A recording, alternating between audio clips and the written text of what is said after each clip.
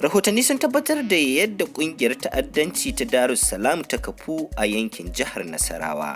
Jama'a barkamu da warhaka, barkamu da sake saduwa da ku a sashin rahotanni wanda ke kawo muku labarai da suka shafi nan gida Najeriya, Afirka da ma duniya baki daya.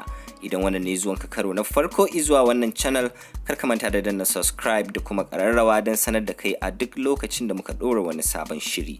Ga kanin labaran kamar haka. Duk da ba kamar yadda aka san kungiyar Boko Haram ba wacce ta jima tana cin karanta babu babbaka a yankin arewa maso gabas na wannan kasar, amma babu shakka Darussalam kungiyar 'yan ta'adda ce mai cike da hatsari.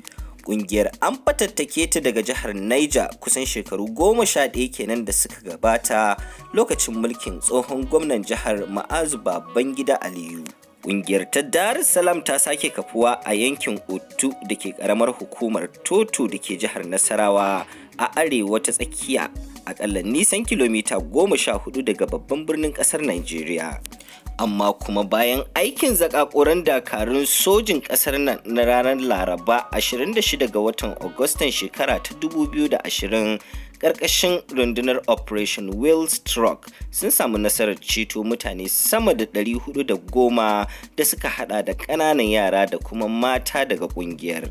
Wani shugaba a yankin da ya buƙaci a ɓoye sunansa yayin bayani ga kafar sadarwa ta Daily Trust ya ce babu shakka ƙungiyar Darussalam ta fara mamaye daji da ke da kusan faɗin mita 600 da nisa.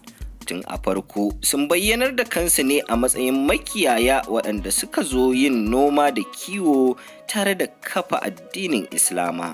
Ƙungiyar ta ci gaba da samun membobi, lamarin da ya sa Fulanin da ke zaune kusa da sansanin suka bar wajen. Babu shakka faruwar hakan ya saka wasu wasi a zukatan jama'a kan abin da ya kawo su wannan daji. A cewar wani mazaunin yankin da shi ma ya buƙaci a ɓoye sunansa, ya ce sun fara zargin jama'ar ne bayan da jama'ar suka yi garkuwa da wasu masu yin itace da kuma wasu manoma.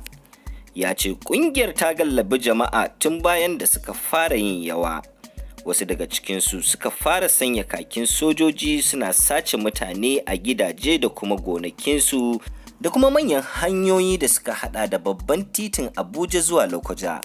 Ya ƙara da cewa lamarinsu ya zama abin tsoro tun bayan da suka fara shiga ƙauyukan yankin da bindigogi ƙirar AK-47 akan babura domin yin sayayyen kayan abinci. An gano cewa ƙungiyar ta fara baiwa ƙananan yara horo wajen yin harbi, haɗa bama-bamai da kuma yadda za su dasa su a cikin sansanin.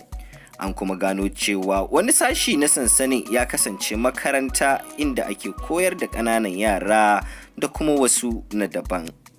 Da haka muka zo ƙarshen wannan rahoto. Don samun labarai a koda yaushe kar ka manta da danna subscribe da kuma ƙararrawa.